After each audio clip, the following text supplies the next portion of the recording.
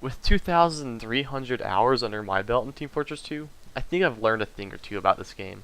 For instance, I know that the tutorials for this game are questionable, and while the loading screen text has improved, it doesn't do much justice to help new players. This is why I am starting a series here on YouTube to aid new players. In the future, I hope to cover stuff for higher level players that we can all work on to better ourselves at this game. But for now, I just want to start off with one thing that I want to make abundantly clear. This game is not a game you can get good at in a few hours. Unlike other games such as Overwatch that rely on ultimates to draw in new players with easy team wipes, or games like Battlefield 1 where half the battle is grenade spam, TF2 heavily depends on personal skill and your willingness to suck at the game long enough to be good at it. Though remember, it is Team Fortress 2. TF2 was my first online PvP game, and I knew jack shit about teamwork or how my decisions influenced other players. So I know what it's like in the beginning, and to some players it might be discouraging. I want to make another thing clear. Don't feed the toxic parts of the community by hating Overwatch endlessly without mercy. Overwatch is a good game in its own ways, and though it may not be as good in your eyes, you don't need to feed the endless cries from the TF2 community that it's a terrible game.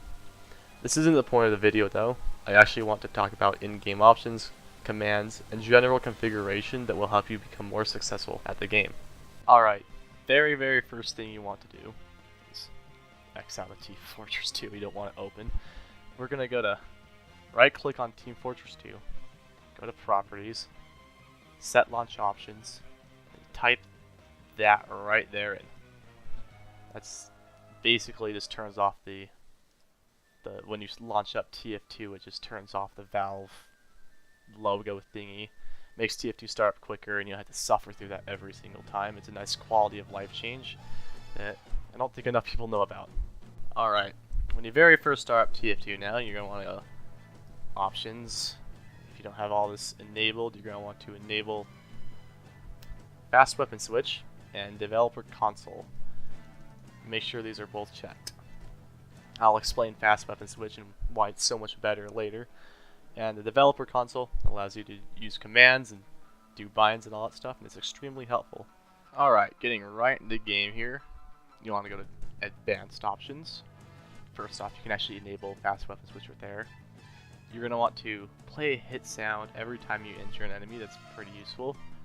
Almost everybody has it enabled that plays this game a lot. You can change all its volume and all that stuff, and there's default, percussion, and squasher and all that. I'd keep it as default and then get your own custom sound. Then play a last hit sound when one of your attacks kills an enemy.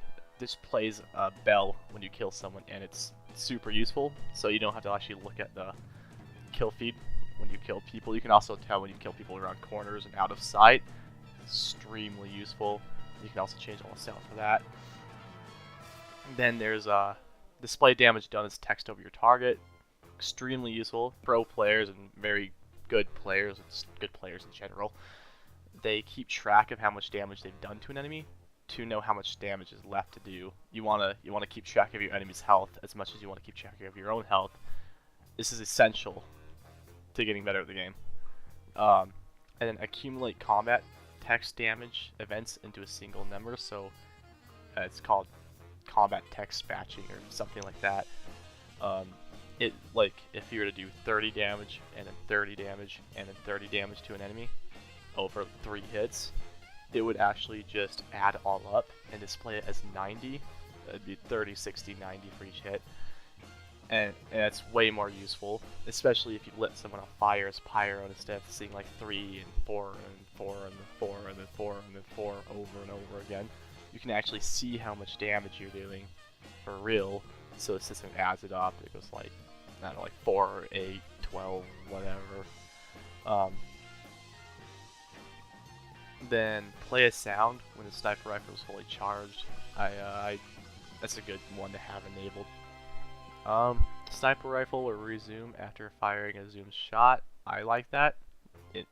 So that you can just sit there and not have to rescope after you shoot. A lot of snipers like it. And then if you want to unscope after a shot, you either switch weapons or you just right click again. I like it. And then here's one I know a lot of medics really like to have. I don't like it. The medigun continues healing without holding down the fire button. Self-explanatory. I prefer to hold it down. It's better for me. I've gotten used to it. Other medics they prefer to have it held down, especially to sit AFK and build Uber and spawn or whatever. Display a marker over the player you are healing. Very, very useful for when you are in tight corridors and stuff and you got people all over the place. You want to actually see who you're healing. And then medic, injured teammates automatically call out. This is extremely useful. I cannot emphasize it. You have to have that enabled. Just to be a good medic in general, you want to see who's at low health. So this automatically shows you who's in low health, rather than having to call out. And you can change how much they are set. I like to keep it at 75% health. Some people, I think if by default it's at 50, but I go to about 75 because I like to keep my people I am healing nice and healthy.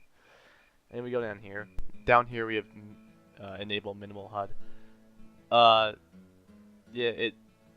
People like to use minimal HUD rather than custom HUDs, but I will show you how to install custom HUDs so you can do that. Okay, this one is extremely, extremely, extremely useful. I don't know why it was ever changed.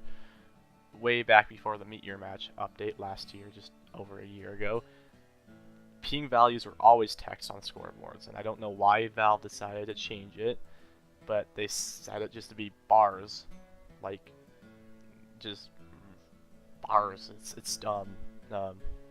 So you want to turn this on. Display ping values as text on scoreboards. For anyone who doesn't know, the ping is basically how well you're connected to the server.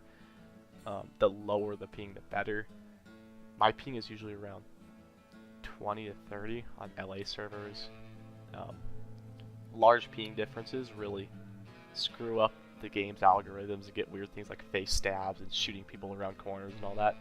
So it's nice to see that, and especially know how well you're connected to servers and understand why you're lagging and stuff. It's just super helpful. I don't know why Valve changed it. Doesn't make any sense, but you know Valve, they do random stuff. And automatically respawn after loadout changes and respawn zones. That's super useful. If that's not enabled, enable it.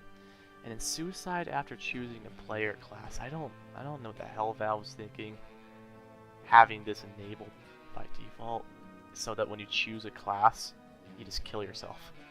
If set, then you'll immediately kill yourself whenever you change class out in the field. Like, who wants that? You can just basically switch to a class, and then when you die, they'll switch that class out. I don't know what the point of this was. Well, that just about sums up this video. This is all the boring nitty-gritty with the options. One thing I didn't touch on was automatic reload. It's there in the options where when you shoot, automatically reload your clip. I am part of the minority. I actually don't use it. I use manual reload to remember how much I have in my clip without actually having to look at it. But that's just me. Most people have it enabled. Honestly, I would recommend enabling it.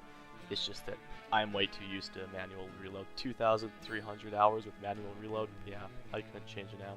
In a later video, I will touch on fast weapon switch and why it matters so much. Why you want to have fast weapon switch. I know a lot of people think it's not that big of a deal, but I will also show my method for using fast weapon switch and how you can use your fingers and the system that TF2 allows you to switch a lot better, a lot more efficiently. Alright, this is like the 10th time I've recorded this outro because I don't know how to do outros. So basically, I hope I taught you something. If not, oh well, I guess I wasted your time. Like, subscribe, all that other bullshit people beg for in their videos. Happy TF2ing. Mission ends in 30 seconds. Oh my god.